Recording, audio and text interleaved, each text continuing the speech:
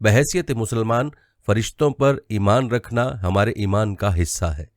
ہر مسلمان اقرار کرتا ہے کہ وہ ایمان لایا ہے اللہ پر اور اس کے فرشتوں پر اور اس کی کتابوں پر اور قیامت کے دن اور مرنے کے بعد پھر زندہ ہونے پر۔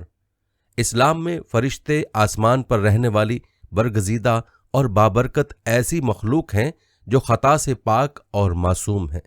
ان کی پیدائش انسانوں سے پہلے ہوئی ہے۔ اللہ نے ان کی تخلیق نور سے کی ہے۔ وہ اللہ کی حمد و ثنا بیان کرتے ہیں اور اس کی طرف سے عائد مختلف ذمہ داریوں پر مامور ہیں۔ اللہ تعالیٰ کا پیغام انسانوں تک پہنچانا انہی فرشتوں کے ذمہ ہے۔ ان تمام فرشتوں میں 4 مشہور فرشتے ہیں جن کے نام حضرت جبرائیل علیہ السلام، حضرت میکائیل علیہ السلام، حضرت اسرافیل علیہ السلام اور عزرائیل علیہ السلام ہیں۔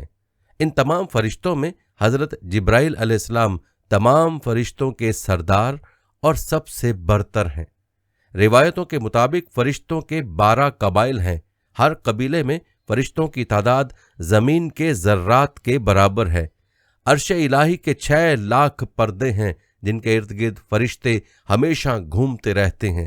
ہر پردے کے گرد اس قدر فرشتے ہیں جتنے دریا میں قطرے، لہٰذا ان کی صحیح تعداد کا علم صرف اللہ کو ہے۔ جبرائیل علیہ السلام کو اللہ کے دربار میں سب سے زیادہ قرب حاصل ہے۔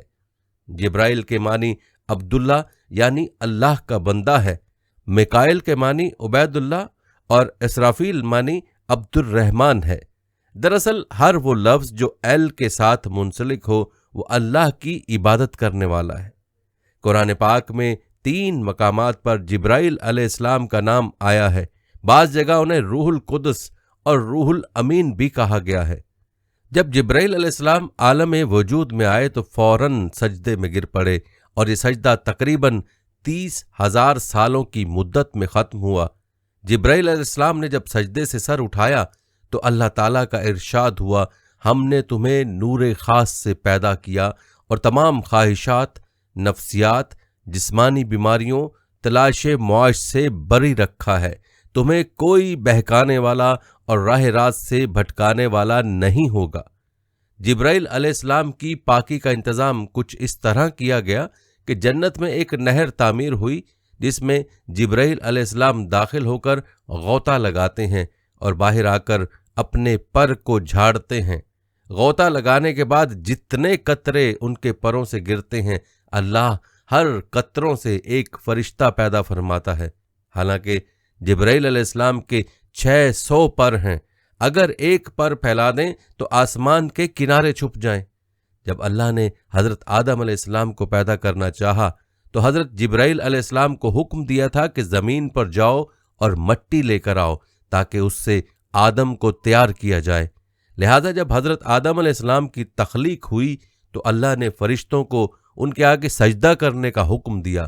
اس وقت سب سے پہلے سجدہ کرنے والے حضرت جبرائیل علیہ السلام تھے، ان کے بعد حضرت میکائیل علیہ السلام، پھر حضرت اسرافیل علیہ السلام اور پھر حضرت عزرائیل علیہ السلام نے سجدہ کیا۔ لہذا سب سے پہلے سجدہ کرنے کی وجہ سے بھی حضرت جبرائیل علیہ السلام کو اعلیٰ مقام حاصل ہوا۔ حضرت جبرائیل کو پیغمبروں پر وحی نازل کرنے اور آزمائش میں ان کی مدد کرنے کے کام پر مامور فرمایا گیا تھا۔ حضرت جبرائیل علیہ السلام حضرت آدم علیہ السلام پر 12 مرتبہ نازل ہوئے، حضرت ادریس علیہ السلام پر 4 مرتبہ، حضرت ابراہیم پر 42 مرتبہ، موسیٰ علیہ السلام پر 400 مرتبہ، عیسیٰ علیہ السلام پر 13 مرتبہ اور آخری نبی حضرت محمد صلی اللہ علیہ وآلہ وسلم پر 24,000 مرتبہ نازل ہوئے۔ تمام انبیاء کرام کی سیرت میں حضرت جبرائیل علیہ السلام کا ایک اہم کردار رہا۔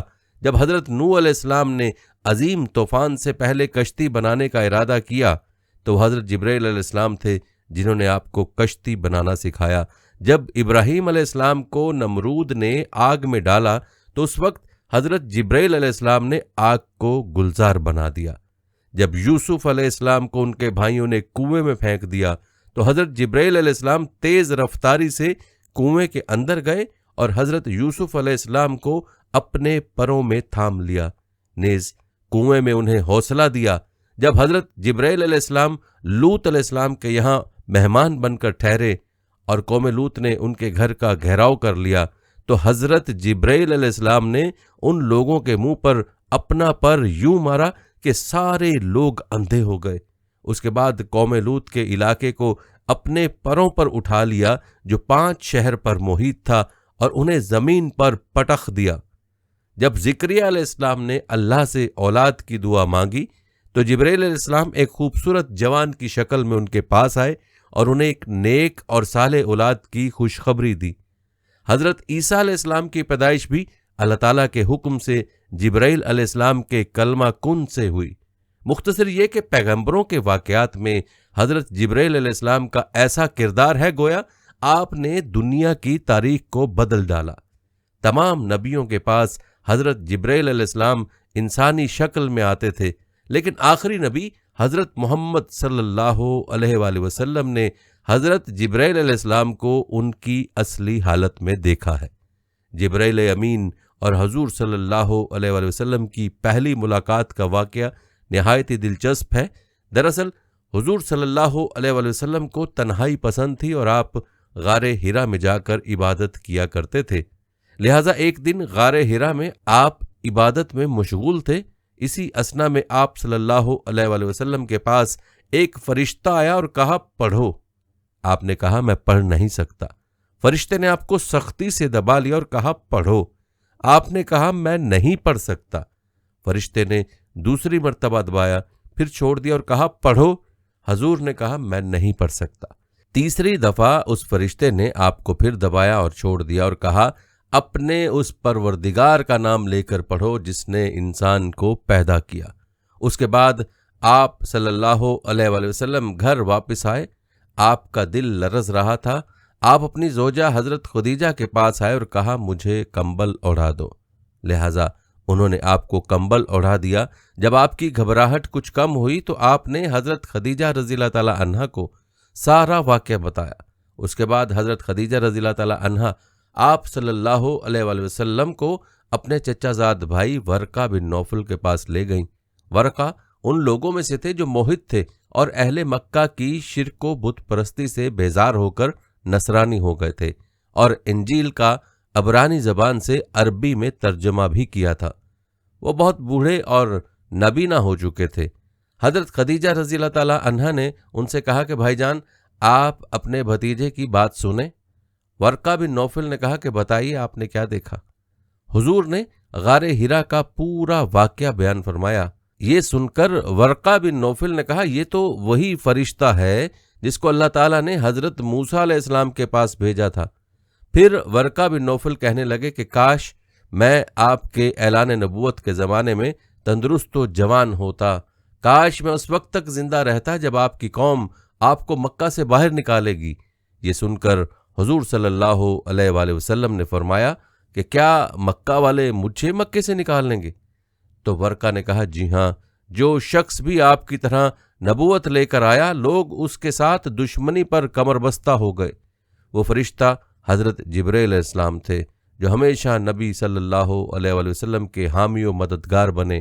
نبی کی ہجرت ہو، جنگ بدر ہو، معراج کا ہو یا کوئی اور موقع، ہر مقام پر جبرائیل امین نے نبی صلی اللہ علیہ وآلہ وسلم کا ساتھ دیا۔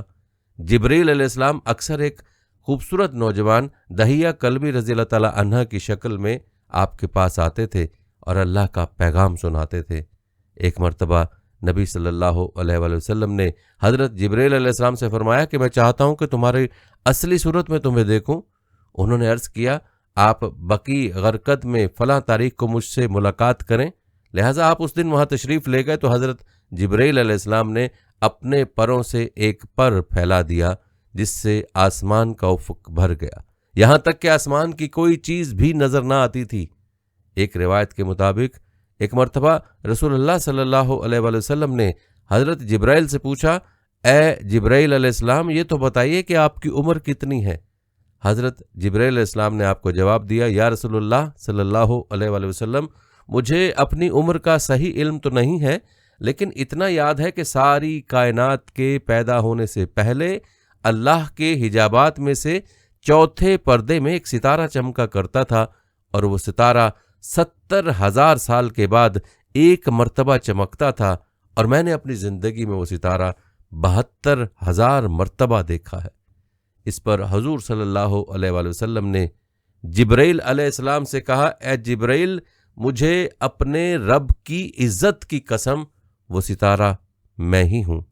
इस रिवायत को अली बिन बुरहान हलबी ने अपनी किताब सीरत हलबिया में नकल किया है, लेकिन इसकी कोई सनद नहीं मिलती, लिहाजा अक्सर उलमा इस रिवायत को ज़ईफ करार देते हैं।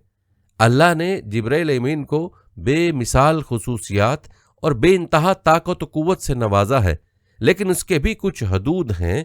लिहाजा मेराज की रात जब नबी सल्लल्लाहु अलैहि वसल्लम सिदरतुल मुंतहा पर पहुंचे तो हज़रत जिब्राइल अलैहिस्सलाम वहीं रुक गए और अर्ज़ की कि या रसूलल्लाह सल्लल्लाहु अलैहि वसल्लम, मैं यहाँ से आगे नहीं जा सकता। अगर मैं एक उंगली के बराबर भी आगे बढ़ूं तो जलकर खाकस्तर हो जाऊंगा। इंजील और तौरात में हज़रत जिब्राइल अलैहिस्सलाम को गैब्रियल के नाम से जिक्र किया गया है। किताब दानियाल में हज़रत जिब्राइल अलैहिस्सलाम के मुतल्लिक तफसीली जिक्र मौजूद है।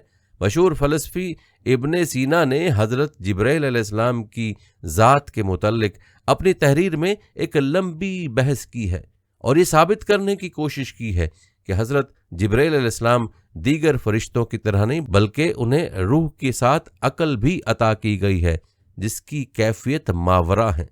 जिब्राइल अमीन के अंदर वो सलाहियतें हैं जो एक आम फरिश्ते के अंदर मौजूद नहीं होती।